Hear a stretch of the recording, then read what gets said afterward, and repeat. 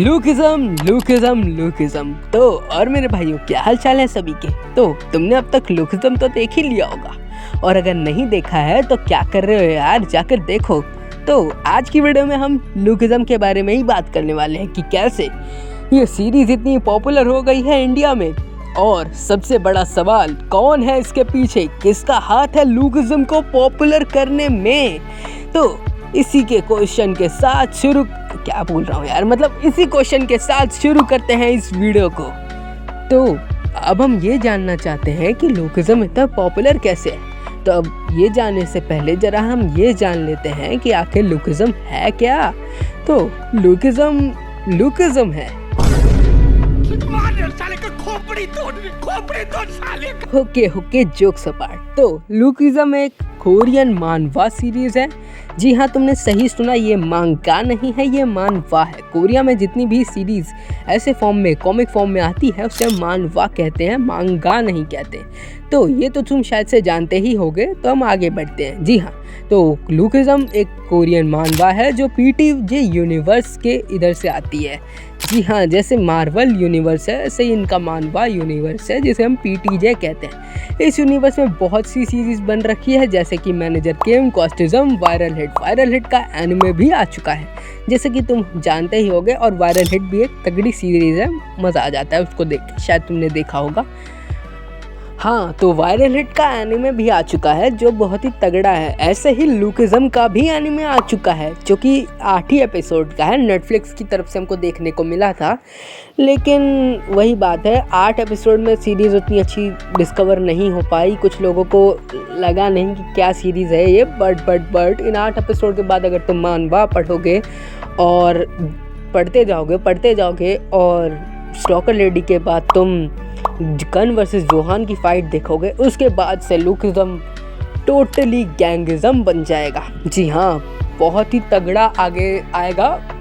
वैसे भी बहुत तगड़ी सीरीज़ है ये, उस आग से पहले भी तगड़ी है, लेकिन इस आग के बाद बहुत तगड़ी सीरीज़ है, मैं बता नहीं सकता। और सबसे तगड़ा आर्क इस पूरी सीरीज़ का hunt for gun park arc, या मैं कहूँ hunt by gun park arc.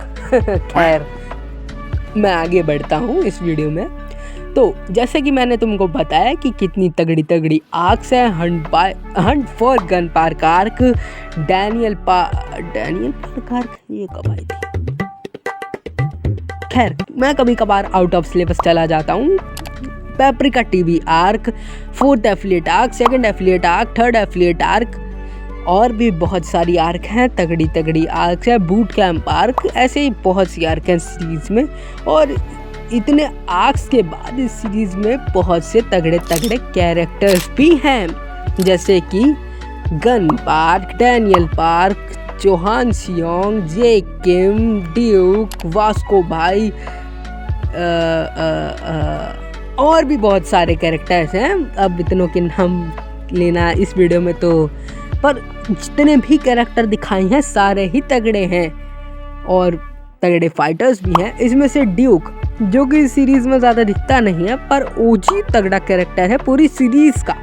और अपने वास्को भाई को तो कोई भूल ही नहीं सकता। इतने सारे तगड़े कैरेक्टर्स, फिर उसके बाद इतने तगड़े आर्क्स, और उसके बाद इतनी तगड़ी फाइट्स, और इनका पावर सिस्टम वो तो अलग ही लेवल पर है। दीवार टूट रही हैं, घर टूट रहे हैं, बंदे फूट रहे हैं, और भी बहुत कुछ। इतनी सारी इमोशनल स्टोरीज, बैक स्टोरीज। तो अब हमने जान लिया है कि इतने सारे कैरेक्टर्स हैं, इतनी अच्छी बैक स्टोरीज है, इतने अच्छे आर्क्स हैं। अभी रिसेंट में ही चाइल्योंग आर्क गया है, और भी बहुत सारी चीज़ें हैं। अब हम जानते हैं कि ये सीरीज़ इतनी पॉपुलर कैसे हुई। तो इतनी अच्छी स्टोरीज, कैरेक्टर्स, और भी बहुत कुछ। इसका मतलब पोटेंशियल तो है सीरीज में। तो क्या पोटेंशियल से ही सब कुछ हो जाता है? तो इसका जवाब है हाँ भी और ना भी। ना इसीलिए क्योंकि सिर्फ पोटेंशियल से ही कुछ नहीं हो पाता है, कभी कभी एडवर्टाइजमेंट चाहिए होती है, और भी बहुत से फैक्टर्स होते हैं। इसी के साथ अगले सेगमेंट पे बढ़ते हैं अपन लोग। तो वो फैक्टर्स हमारे हैं, जैसे कि हमारे यूट्यूबर्स, हमारी ऑडियंस, और भी बहुत सी चीज़ें। जैसे कि नेटफ्लिक्स की तरफ से तो कुछ ज़्यादा हमको मिला नहीं है, बस उन्होंने एपिसोड्स बनाए हैं 8 एपिसोड, वो भी एक कंट्रीब्यूशन ले सकते हैं हम। और यूट्यूबर्स में एडिटर्स जिन्होंने बहुत अच्छा रोल निभाया है, और कुछ मुख्य यूट्यूबर्स जिनके मैं नाम लेना चाहूँगा, डैडी व्यूक और अपने स्काई भाई, दोनों ने ही लुकिज़म को आसमानों में पहुंचाया है। मतलब क्या बताऊं मैं, दोनों ने भाई, कोई एक खो ही नहीं सकता। दोनों ने, स्काई भाई अपनी डबिंग के रूप में एक्सप्लेन करते हैं और व्यूक भाई का अपना अलग ही स्टाइल है। तो हम इसमें कंट्रोवर्सी कर ही नहीं चाहिए कि आखिर किसने लुकिज़म को इतना पॉपुलर बनाया है, जैसे कि यूआई भाई या व्यूक भाई। तो इसी सेगमेंट के साथ हमारा एक और सेगमेंट ख़त्म हो जाता है कि किसने लुकिज़म को इंडिया में ज़्यादा पॉपुलर कराया है, क्या वो यूआई भाई हैं या स्काई भाई हैं। इस कंट्रोवर्सी का जवाब अब मैं तुमको दे देता हूँ।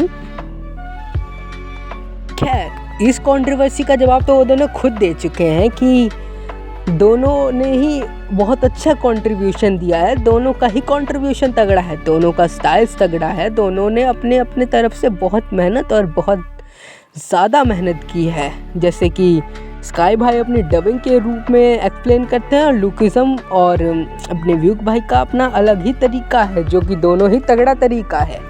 इसीलिए कोई एक जवाब तो हो ही नहीं सकता, यहाँ कोई कंपैरिजन ही नहीं है। तो मेरे हिसाब से तो तुम्हें कंपैरिजन नहीं करना चाहिए, पर तुम्हारा अपना भी पॉइंट ऑफ व्यू हो सकता है, तो उसके बारे में मैं कुछ नहीं कहना चाहूँगा। पर अगर तुम्हें लगता है कि दोनों का ही हाथ है तो अच्छी बात है, पर अगर नहीं भी लगता है तो भी वो तुम्हारा ओपिनियन है, तुम्हारे लिए तुम ही सही रहोगे हमेशा, जब तक तुम सच नहीं देख लेते हो। पर जी हाँ, मेरा जवाब तो यही है कि दोनों ने अपनी तरफ से बहुत मेहनत की है और ऑडियंस को भी इस सीरीज़ में पोटेंशियल लगा है, तभी ये सीरीज़ पॉपुलर हुई है।